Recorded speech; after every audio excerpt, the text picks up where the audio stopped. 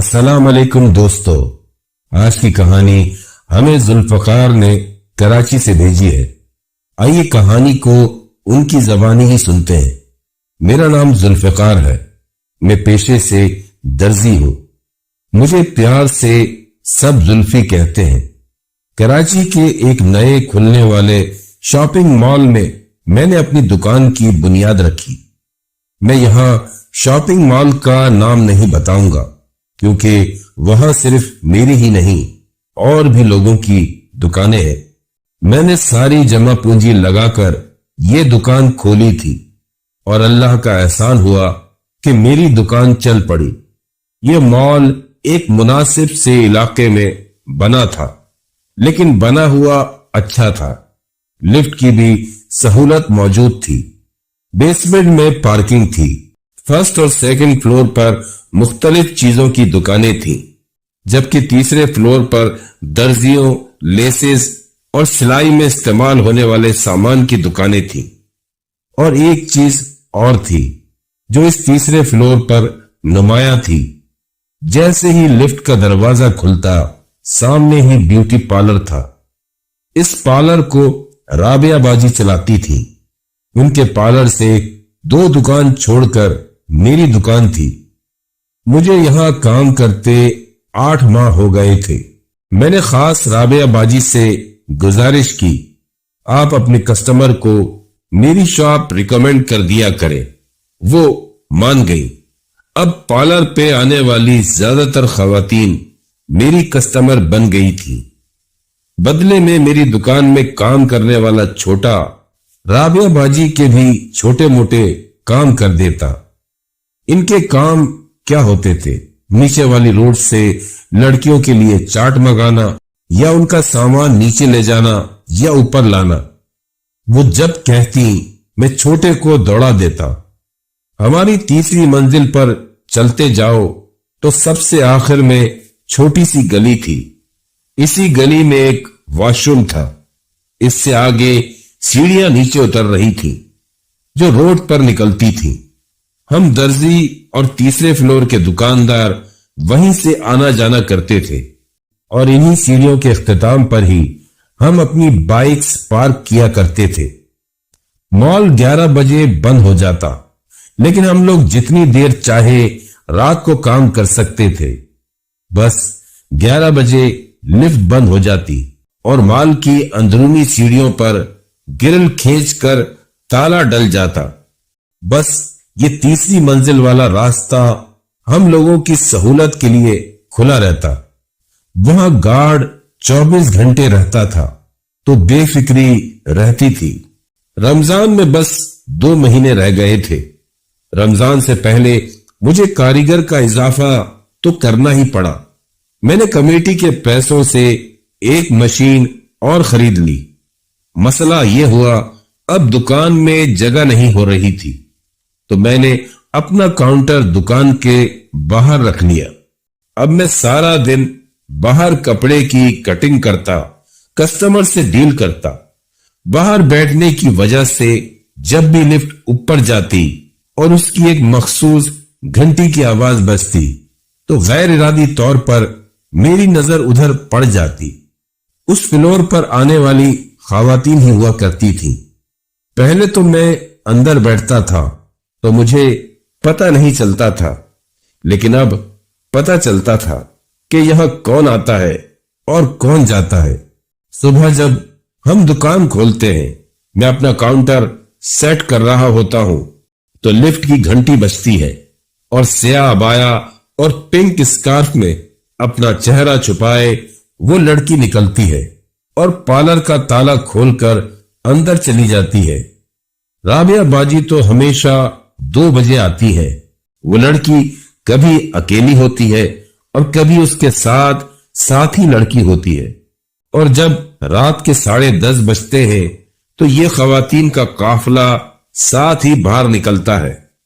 شاید ایک چیز روز ہو تو ہمیں اس کی عادت ہو جاتی ہے۔ ایسا ہی میرے ساتھ ہوا۔ میں کوئی نظر باز آدمی نہیں ہوں، بلکہ خاصا شریف آدمی ہوں۔ بس میں اس روٹین کا نوٹس لینے لگا اور اس کا عادی ہو گیا۔ رمضان کی آمد تھی۔ اس دکان پر یہ ہمارا پہلا رمضان تھا۔ رابعہ باجی کے پارلر میں آنے والی ایک خاتون فضیلہ آنٹی نے اپنے بوتیک کے لیے ہم سے ڈیل کر لی۔ ہمیں ان کو 1000 ڈریس سی کر دینے تھے، وہ بھی رمضان سے پہلے۔ شب برات میں ہمیں ویسے ہی بہت کام مل گیا تھا، اور پھر یہ آرڈر بھی۔ مجھے ساتھی لوگوں نے منع بھی کیا، کام اتنا ہی لوں جتنا وقت پر دے پاؤں، لیکن مجھے بھی دھن سوار تھی۔ میں نے کام تو پکڑ لیا، لیکن اب یہ پورا کرنا ناممکن لگ رہا تھا۔ ہم لوگ رات گئے تک کام کرنے لگے۔ مال بند ہونے کے بعد اس تیسری منزل پر حد سے حد 12:30 تک چہل پہل رہتی، پھر تو بس ہماری ہی دکان کی لائٹ جلتی، باقی سارا فلور اندھیرے میں ڈوب جاتا۔ پہلے دن میں بھی دکان کے اندر ہی مشین پر آ کر بیٹھ گیا اور ہاتھ بٹانے لگا۔ ہم 6 لوگ تھے۔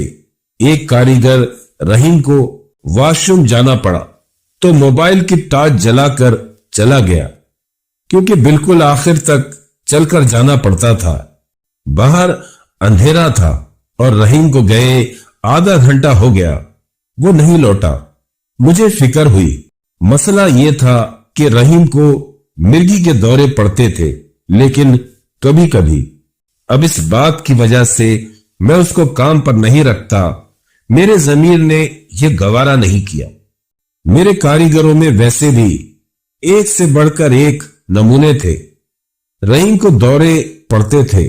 فضل انتہائی درجے کا بونگا تھا۔ ایک دفعہ اس کے کارنامے کی وجہ سے ہم پٹتے پٹتے بچے، وہ ایک الگ قصہ ہے۔ شعیب کی تو دلداریاں ہی ختم نہیں ہوتی تھی۔ سارا وقت وہ ہیڈ فون لگائے اپنی منگیتر سے بات کرتا رہتا تھا۔ جمیل بے انتہا سگریٹ پیتا تھا، اور اس کو منع کرو تو وہ روٹھ جاتا۔ ہمیں لگتا تھا اس کی وجہ سے ہمیں سانس کا مرض ہو جائے گا۔ رہے کمال صاحب، وہ بھی کمال تھے۔ ان کو لمبے لمبے قصے گھڑنے کی عادت تھی، وہ بھی جھوٹے۔ ان سب باتوں کے ساتھ ہم 6 لوگوں میں ایک بات مشترک تھی۔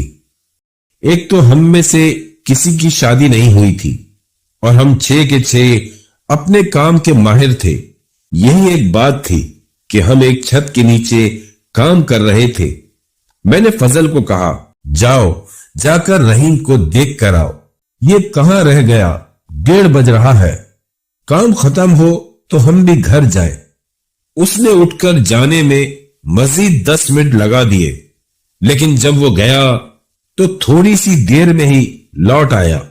اس کا کہنا تھا واش روم میں تو کوئی نہیں ہے۔ مجھے فضل پر بہت غصہ آیا۔ اچھا سا دیکھ کر آتا، اگر وہاں نہیں تھا تو کہیں اور ڈھونڈتا۔ رہنے دو، میں دیکھ کر آتا ہوں۔ مجھے رحیم پر بھی بڑا غصہ آ رہا تھا کہ یہ کیا طریقہ ہے، ایک تو اتنا کام پڑا ہے۔ میں نے باقی کاریگروں کو کام جاری رکھنے کو کہا اور خود رحیم کو دیکھنے نکل پڑا۔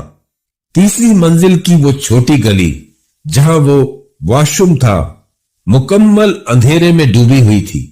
میں وہاں سے ہوتا ہوا موبائل کی ٹارچ کی روشنی میں آہستہ آہستہ نیچے بڑھا۔ جیسے ہی میں آخری سیڑھی پر پہنچا، مجھے لگا جیسے کسی نے میرے پیچھے سے سرگوشی کی ہو۔ میں نے فوراً پلٹ کر دیکھا، مگر وہاں کوئی نہیں تھا۔ گارڈ اپنی کرسی پر بیٹھا اونگ رہا تھا۔ میں نے اسے بلایا تو وہ ہڑبڑا کر اٹھا، بھائی میرا کاریگر نیچے تو نہیں آیا؟ میں نے پوچھا۔ گارڈ نے حیرت سے مجھے دیکھا۔ کون کاریگر؟ ارے جو اوپر تھا، واش روم گیا تھا پھر واپس نہیں آیا۔ گارڈ نے سنجیدگی سے کہا، بھائی 11 بجے کے بعد یہاں کوئی نہیں آیا اور نہ ہی گیا۔ آپ کا بندہ اگر گیا ہوتا تو میں دیکھ لیتا۔ میری ریڑھ کی ہڈی میں سنسناہٹ دوڑ گئی۔ میں نے بے چینی سے موبائل نکالا اور رحیم کو کال ملائی۔ بیل جا رہی تھی، شاید اس کا فون سائلنٹ پر لگا ہو، لیکن وہ اٹھا نہیں رہا تھا۔ میں نے جلدی سے اوپر آ کر باقی لڑکوں کو خبر دی۔ سب پریشان ہو گئے۔ ہم نے پوری تیسری منزل چھان ماری، مگر وہ کہیں نہیں تھا۔ تمام دکانیں بند تھیں اور وہ سنسان گلی کا واش روم کسی بھوتیا جگہ سے کم نہیں لگ رہا تھا۔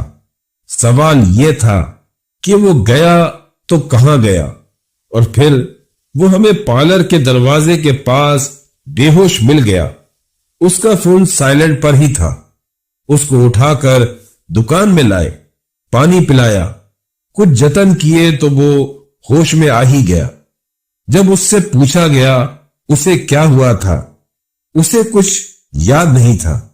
بہرحال اس کی طبیعت سنبھلنے تک ہمارا بہت وقت ضائع ہو گیا۔ مجھے تو ویسے ہی کام کی ٹینشن لگی ہوئی تھی۔ سب کو کام پر لگا دیا کہ آدھا گھنٹہ ہے، جلدی جلدی سب کام ختم کرے۔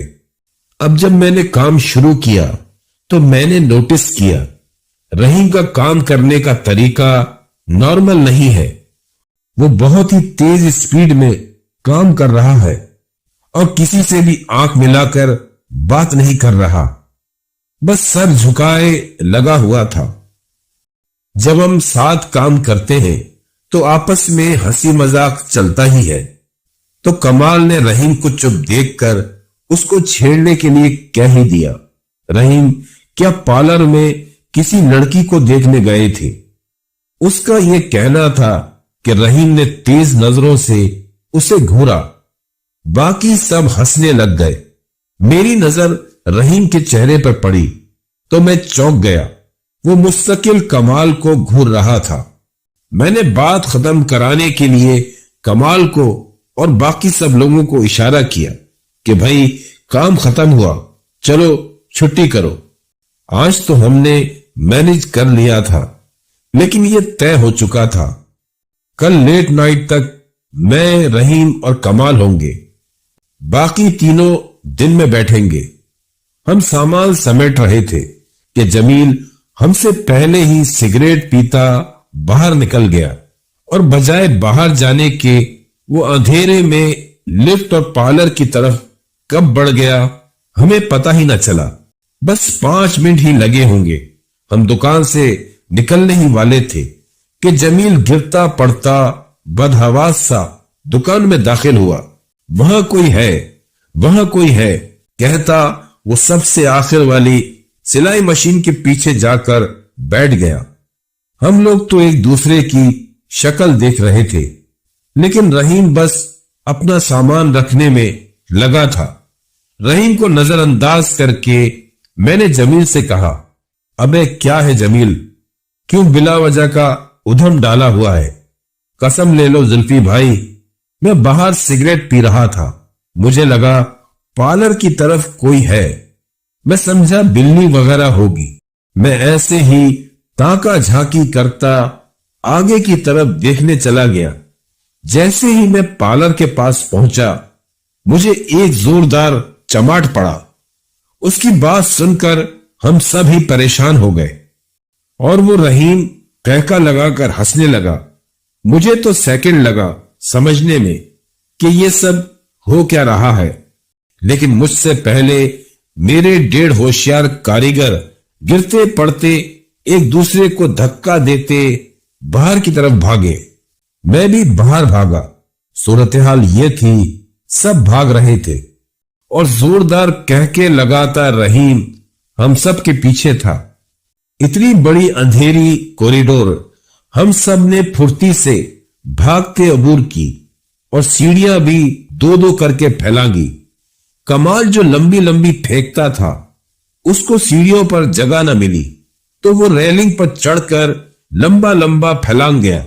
ہمیں ایسا بھاگتا آتا دیکھ کر گارڈ بھی الرٹ ہو کر اٹھ بیٹھا، بھاگ کر آیا۔ باہر نکل کر میرا کچھ دماغ چلا، یہ سارے تو پاگلوں کی طرح بھاگ رہے تھے۔ میں نے کہہ کے لگاتے رحیم کو اللہ اکبر کہہ کر پیچھے سے جکڑ لیا اور قرآنی آیات پڑھنا شروع کر دی، لیکن وہ میرے قابو سے باہر تھا۔ उन लोगों की भी कुछ अकल में आई, ये भी थम गए और सब ने कुरानी आयत पढ़ते रहीम को संभाला। बमुश्किल उसको संभालते हम लोगों ने उसको बाइक पर डाला। 3 बाइक्स थी। हम ही जानते हैं वो बाकी की रात हमने कैसी गुजारी। मस्जिद पहुंचे तो मस्जिद पर ताला लगा था। फजर में घंटा बाकी था। वहीं बाहर बैठ गए। रहीम अब चुप था। चुप तो हम सब भी थे। अपने साथी को ऐसे छोड़ नहीं सकते थे, लेकिन मुझे तो उसकी चुप से भी डर लग रहा था। कमाल ने मुझे सरगोशी में यही कहा, शुक्र है जुल्फी भाई, इसका जिन ठंडा हो गया। इससे पहले मैं कुछ बोलता, रहीम ने तो तेजी से उठकर कमाल की कुट लगाना शुरू कर दी। हमारे बचाने के बावजूद कमाल अच्छा खासा पिट गया। शोर से मौलवी साहब भी उठकर आ गए। रहीम को डंडा डोली करके मस्जिद में ले जाया गया। मौलवी साहब के दम से वो इंसान बन गया। उसका जाराना मूड ठंडा हो गया। नमाज अदा की। वहां से सब घरों को निकले। घर जाकर जो गिरकर सोए। दोपहर के 2 बजे मेरी आंख फोन की तेज बेल से खुली, जो ना जाने कब से बजे जा रहा था। दूसरी तरफ फोन पर कोई लड़की थी। ये पार्लर की वही पिंक स्कार्फ वाली लड़की थी जो बड़ी फिक्रमंद थी। उसका कहना था, जब वो सुबह पार्लर आई, हमारी शॉप का दरवाजा खुला था, लेकिन कोई नहीं था। 2 बजने को आए, अभी तक कोई नहीं आया। उसने शॉप का दरवाजा बंद कर दिया था। वो फिक्रमंद थी, यानी कि सिर्फ मैं ही उसको नोटिस नहीं करता था, वो भी हमें नोटिस करती थी। मैंने फोन पर कुछ बताना मुनासिब न समझा। यही कहा, मैं आ रहा हूं।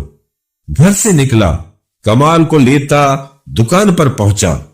बाकी सब भी सिवाय रहीम के पहुंच गए। जमील ने बताया रहीम सो रहा था, उसको बुखार था। वो दिन और उसके बाद 3 दिन हम लोगों ने दिलो जान से काम किया, लेकिन रात 11 बजे तक बमुश्किल फजीला आंटी का ऑर्डर देकर जान छुड़ाई। रहीम भी ठीक होकर दुकान पर आ गया था। इस वाक़े का जिक्र हमने दूसरे दुकानदारों से भी किया और पार्लर तक भी बात पहुंच ही गई। राबिया बाजी और वो नकाब वाली लड़की हमारी दुकान पर तफसील पूछने आई। उनका भी यही कहना था, उनका सामान भी इधर उधर होता है, रखो कहीं मिलता कहीं और से है, और भी चीजें होती हैं, लेकिन हम इन बातों का जिक्र नहीं करते और आप लोग भी ना करें। हमने तो काम करना है और यही सच था। हम भी यहां कमाने ही बैठे थे, लेकिन फिर जब रमजान आ गए, काम का लोड बढ़ा और सिर्फ हमारी ही नहीं बल्कि इस फ्लोर पर मौजूद दूसरी दुकानें भी खुली रही, लेकिन पार्लर बंद हो जाता था। हम में से कोई भी पार्लर की तरफ नहीं गया। हम एहतियात करते थे। हमारे अलावा 1-2 लोगों के साथ भी वाकयात हुए। किसी को पार्लर से लाइट दिखी, किसी को आवाज आई और लिफ्ट बंद होने के बावजूद उस घंटी की आवाज को रात 2 बजे कुछ और लोगों ने भी सुना। हम सब ने नजरअंदाज करना शुरू कर दिया, लेकिन रमजान के आखिरी दिनों में यहां बड़ी रौनक रही। रात गए तक खवातीन आती रही, तो ऐसी कोई बात नहीं हुई। अब हमारा उसी मॉल में 4था रमजान आ रहा है। आज भी हमारी टीम वही है। एक फर्क आ गया है, वो नकाब वाली लड़की अब मेरी बेगम है। हमारा रिश्ता भी राबिया बाजी ने कराया। कहानी कैसी लगी कमेंट करके जरूर बताइएगा।